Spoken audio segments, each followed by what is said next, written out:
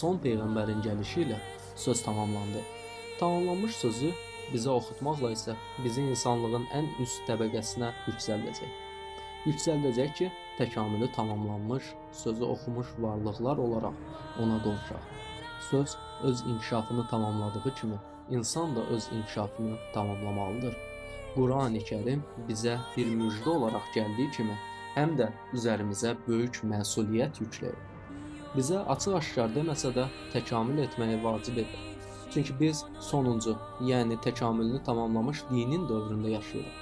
Müqəddəs Quranı və digər dinləri səthi olaraq oxuduqda qiyamətin artıq yaxınlaşdığını Uca Allah hər üçündə də vurğulayır. Lakin zamanının ancaq ona bəlli olduğunu bildirir.